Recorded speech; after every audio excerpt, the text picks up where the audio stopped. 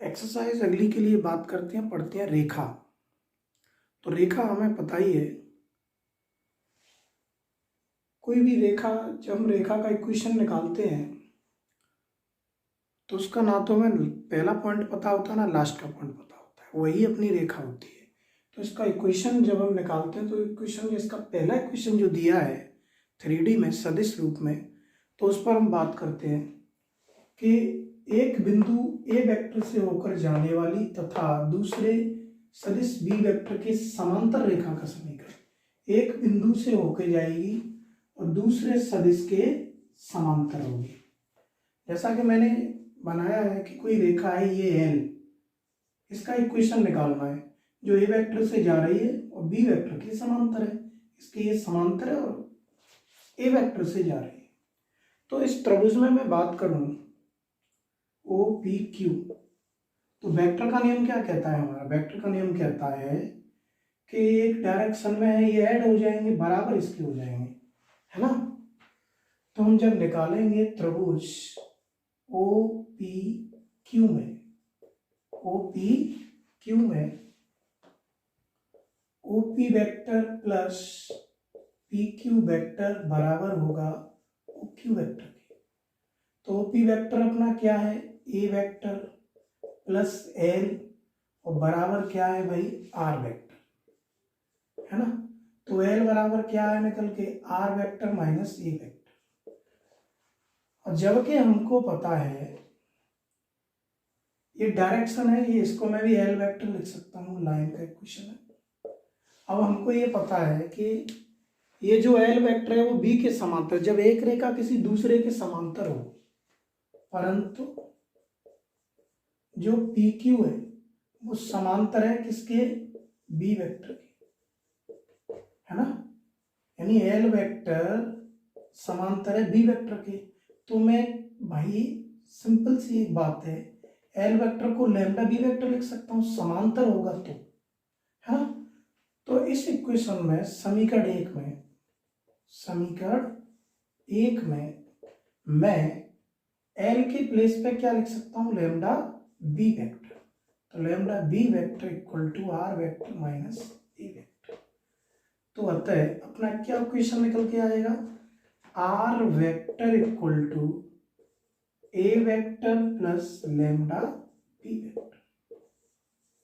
तो ये अपना इक्वेशन बन गया कि किसी ए सदिश से होकर जाती हो, बी सदिश के समांतर हो, तो अपना इक्वेशन आर वेक्टर बराबर a vector plus lambda B vector.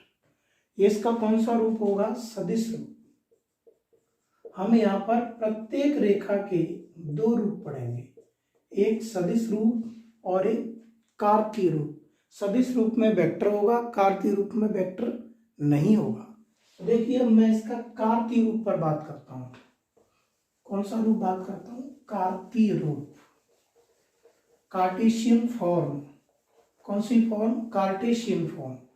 देखो ये जो ए वेक्टर से जा रही थी तो ये पी के पॉइंट थे, मैंने इस ए वेक्टर को मान लिया, क्या मान लेता हूं मैं? ए वेक्टर को मान लेता हूं पी के coordinate x1 i y1 j z1 के।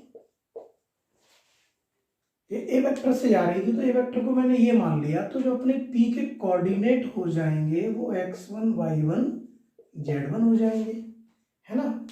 जो लाइन है एल, उस पर क्यू जो पॉइंट है अपना, क्यू जो पॉइंट है वो होगा एक्स वाई जेड। इसलिए आर वेक्टर क्या हो जाएगा? X I plus Y J plus Z की।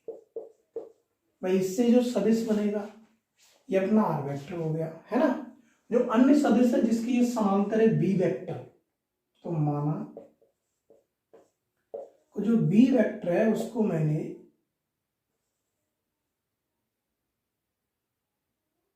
a1i plus a2j plus a3 के मान लिया। हालांकि मैं इसको b1 b2 में कर देता हूं इसलिए आपको कोई दिक्कत ना आए।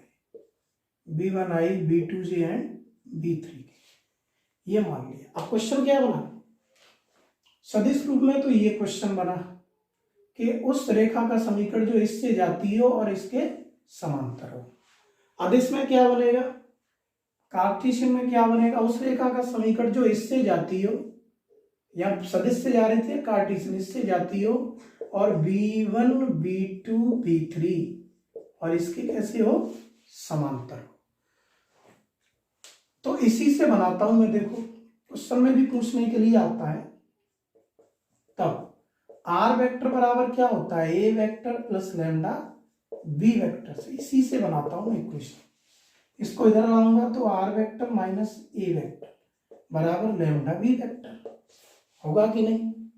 अच्छा आर क्या है sir, X I plus Y J plus Z की, है ना। ए वेक्टर क्या माना था मैंने, x1 आई y1 जे z1 के, ठीक।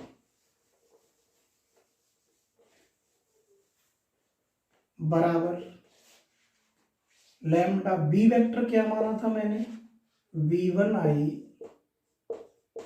b2 जे b3 की।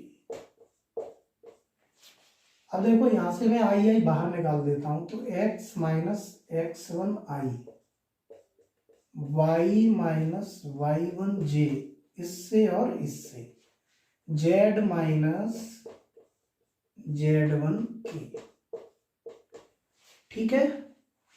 आई के लिए क्या आएगा साहब, ये लैम्डा है अपना, तो लैम्डा b1 आई लैम्डा b2 जे लैम्डा b3 के, ये हो गया। अब दोनों तरफ आई जे के गुणांकों की तुलना करने पर इनकी तुलना कर देंगे, तुलना कर देंगे तो x माइनस x1 बराबर हो जाएगा lambda b1, x minus x1 बराबर लैम्डा b1 और y माइनस y1 बराबर lambda b2, z minus z1 बराबर लैम्डा b3। अब इसका इधर डिवाइड कर दूं तो x माइनस x1 बराबर अपॉन b1 बराबर क्या आ जाएगा, lambda, y minus y1 upon b2 बराबर क्या आ जाएगा, lambda, z minus z1 upon b3 बराबर क्या आ जाएगा, लैम्डा। ये तीनों ही मान किसके हैं, लैम्डा के हैं, तो आपस में बराबर है। तो अतः मैं ऐसे लिख सकता हूँ x minus x1 upon b1, y minus y1 upon b2, z minus z1 upon b3।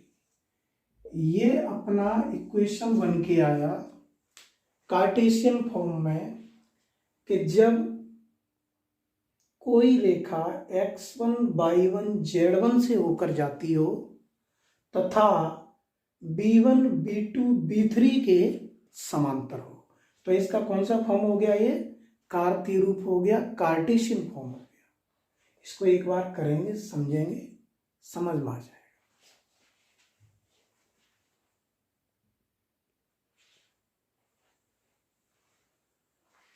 देखिए यहां से अब एक चीज समझ में और आती है, क्या समझ में आता है कि यहां पर एक पॉइंट पूछा जाए आपसे कि यदि रेखा मूल बिंदु से होकर जाए, किससे जाए, रेखा मूल बिंदु से होकर जाए, रेखा मूल बिंदु से होकर जाए,